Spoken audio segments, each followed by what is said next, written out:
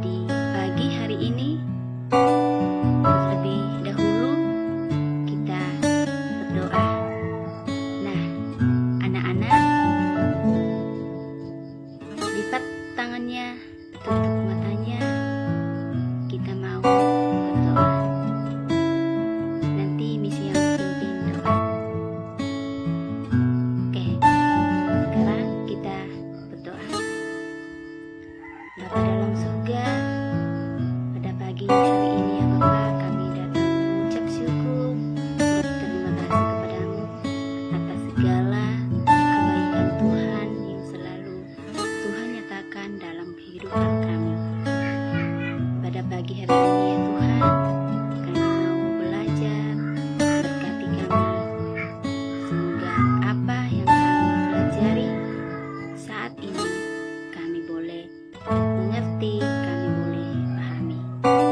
Bapa dalam surga, inilah doa kami. Di dalam nama Tuhan Yesus kami berdoa. Amin. Nah, anak-anak, hari ini kita belajar tema 1,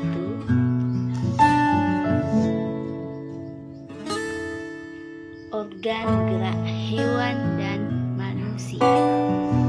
Tema 1, organ gerak hewan dan manusia.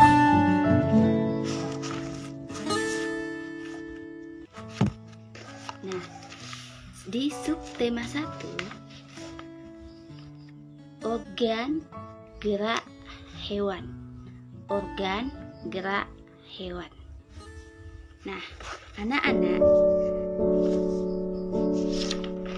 hari ini kita akan belajar di pembelajaran 1, muatan bahasa Indonesia.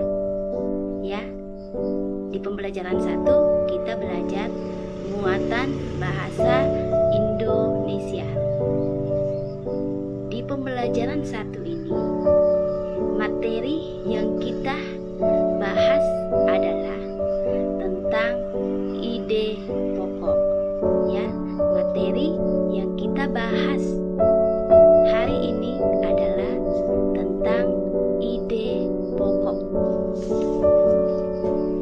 Nah, anak-anak, sekarang buka buku paket di halaman 3. Di halaman 3 ada teks bacaan. Ya, di halaman 3 ada teks bacaan. Nah, ayo kita baca sama-sama. Organ gerak manusia dan hewan.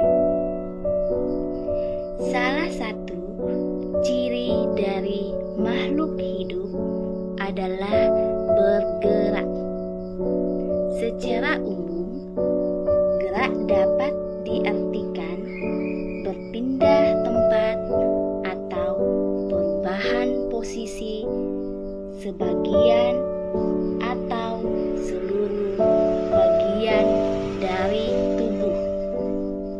Makhluk hidup akan bergerak apabila ada rangsangan yang mengenai sebagian atau seluruh bagian tubuhnya.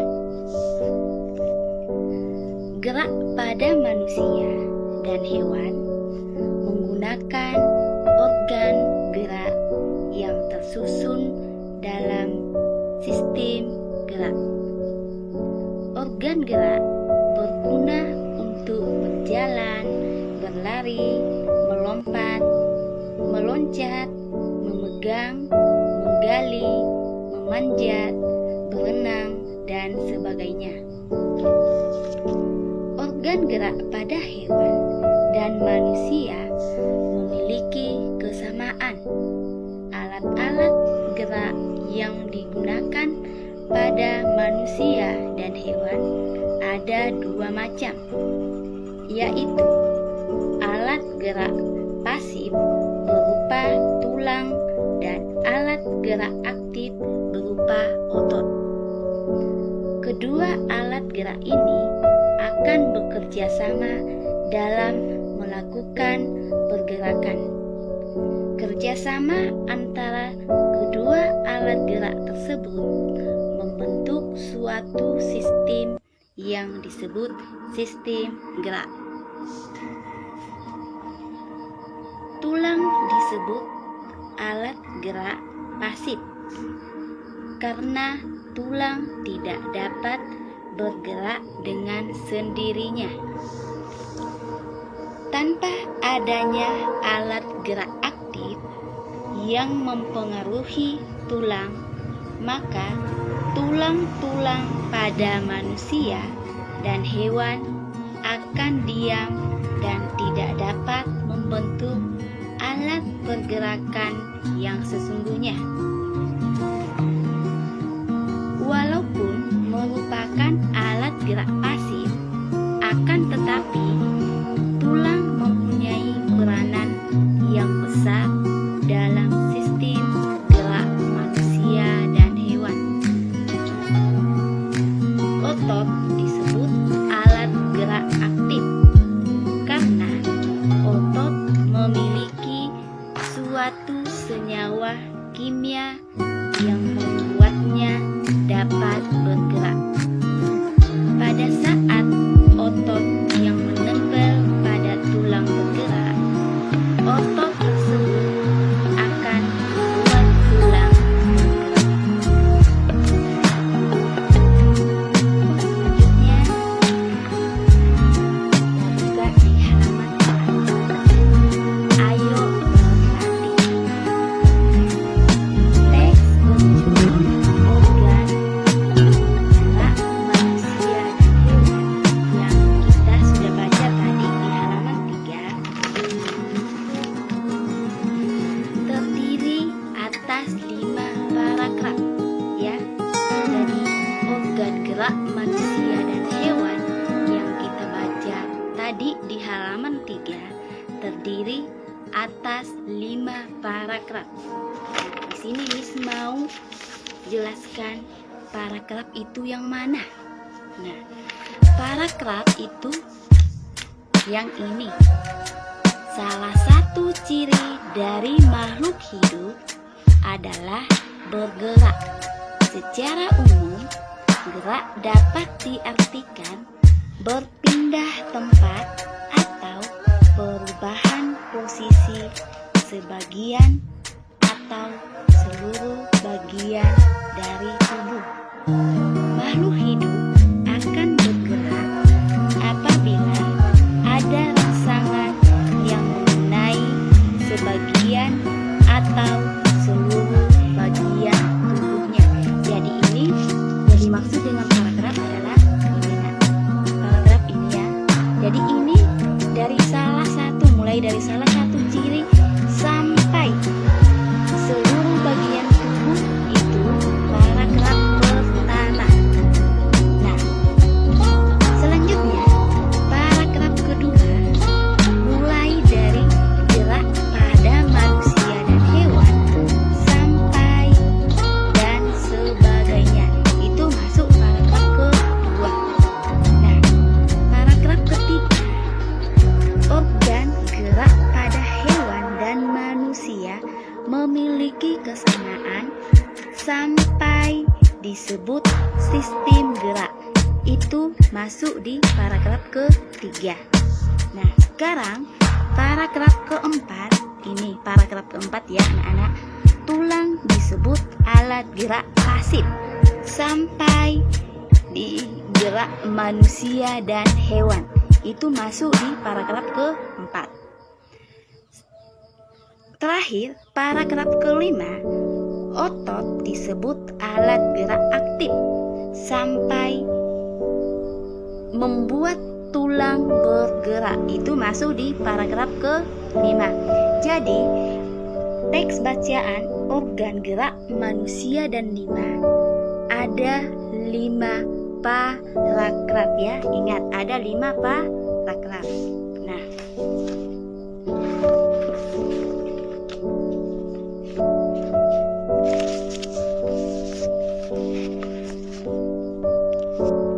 Masing-masing paragraf tersusun dari ide atau gagasan pokok ditambah dengan kalimat-kalimat pengembang. Nah, di sini Miss mau jelaskan ide pokok itu apa. Nah, perhatikan ya anak-anak di halaman 4. Ide pokok adalah gagasan yang menjadi dasar sebuah paragraf. Miss ulang, ide pokok adalah gagasan yang menjadi dasar sebuah paragraf. Ide pokok disajikan ke dalam bentuk kalimat utama. Kalimat utama yang memuat ide pokok ini bisa berada di awal paragraf, di tengah paragraf, atau di akhir paragraf. Ya. Nah, sekarang perhatikan contoh. Di paragraf pertama tadi, di halaman 3. Ini ya anak-anak, di paragraf pertama di halaman 3, salah satu ciri dari makhluk hidup adalah bergerak. Secara umum, gerak dapat diartikan berpindah tempat atau perubahan posisi sebagian atau seluruh bagian dari tubuh. Makhluk hidup akan bergerak apabila ada rangsangan yang mengenai sebagian atau seluruh bagian tubuhnya. Nah, jadi di paragraf pertama tadi, ide pokoknya ada di awal. Nah, ada di awal. Salah satu ciri dari makhluk hidup adalah bergerak. Nah, sekarang kalimat pengembangnya. Kalimat pengembangnya adalah secara umum gerak dapat diartikan berpindah tempat atau perubahan posisi sebagian atau seluruh bagian dari tubuh makhluk hidup. Jadi itu kalimat pengembangnya. Nah, sekarang perhatikan masih di halaman 4. Berdasarkan informasi di atas, temukan ide pokok dalam dan kalimat pengembang dari masing-masing paragraf. Nah, paragraf pertama tadi sudah kita tentukan ide pokok dan kalimat pengembang. Nah, sekarang yang kedua, kita mencari ide pokok dan kalimat pengembang di paragraf kedua. Nah, sekarang buka kembali di halaman 3. Mana paragraf kedua? Ini, ya, ini paragraf kedua. Paragraf kedua, gerak pada manusia dan hewan menggunakan organ gerak yang tersusun dalam sistem gerak. Organ gerak berguna untuk berjalan, berlari, melompat, meloncat, memegang, menggali, memanjat, berenang, dan sebagainya. Itu di paragraf kedua. Nah, jadi ide pokok paragraf kedua itu ada di awal, yaitu gerak pada manusia dan hewan menggunakan organ gerak yang tersusun dalam sistem gerak. Itu ide pokok di paragraf kedua. Nah, sekarang pengembangnya, kalimat pengembangnya yaitu di kalimat kedua. Di kalimat kedua, organ gerak berguna untuk berjalan, berlari, melompat, meloncat, memegang, menggali, memanjat, berenang, dan sebagainya. Itu kalimat pengembang di paragraf kedua. Nah, sekarang tugas anak-anak. Tugas anak-anak adalah mencari ide pokok dan kalimat pengembang di paragraf ke-3, 4, dan 5.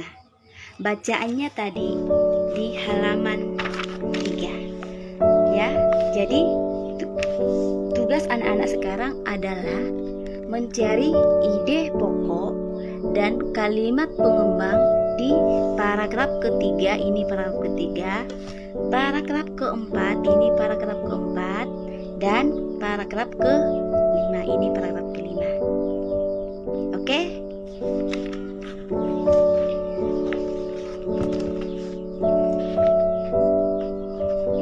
Nah, setelah kalian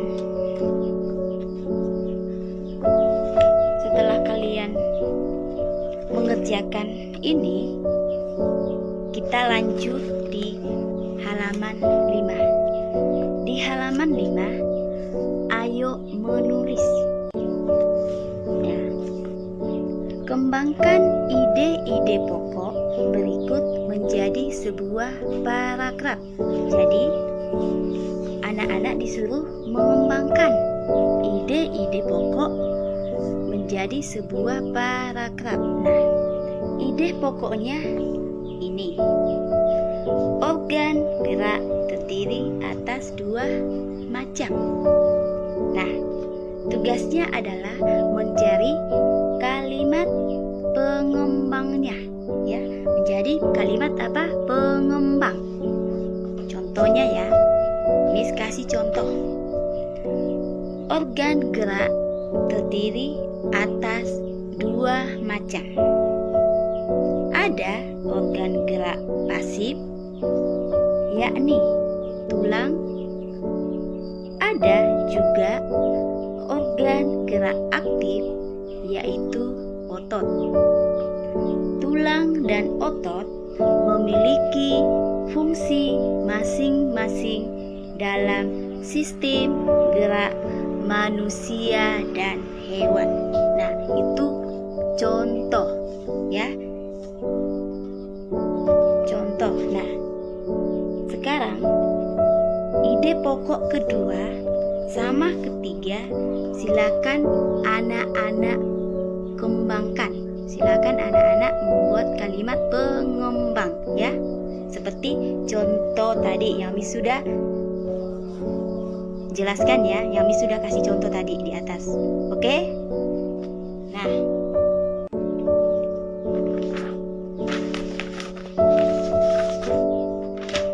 setelah anak-anak mengerjakan di halaman 5, kita lanjut ke halaman 6.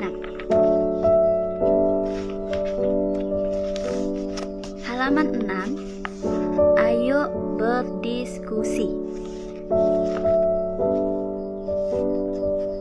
Perhatikan di halaman 6, ayo berdiskusi. Kamu sudah berhasil menentukan ide pokok dari masing-masing paragraf. Organ gerak manusia dan hewan di atas. Nah, sekarang tugas anak-anak. Bersama orang tua adalah mendiskusikan 1. Pengertian ide pokok. Apa itu ide pokok? Yang kedua, fungsi ide pokok. Yang ketiga, cara menentukan ide pokok bacaan. Jadi ada 3 ya. yang anak-anak diskusi bersama orang tua. Yang pertama, pengertian ide pokok. Yang kedua, fungsi ide pokok bacaan. Yang ketiga, cara menentukan ide pokok bacaan. Nah, hasil diskusinya silakan anak-anak tulis di sini. Misalnya, pengertian ide pokok bacaan. Apa? Fungsi ide pokok bacaan. Apa? Cara menentukan ide pokok bacaan. Apa? Ya. Nah, anak-anak, demikianlah pembelajaran hari ini. Semoga apa yang anak-anak pelajari bisa anak-anak pahami, bisa anak-anak mengerti. Sampai bertemu minggu depan. Anak-anak tetap semangat. Jangan lupa jaga kesehatan. Oke. Kita akhiri pembelajaran kita. Kita akan berdoa, misi yang pimpin. Anak-anak silakan lipat tangan, tutup mata. Kita mau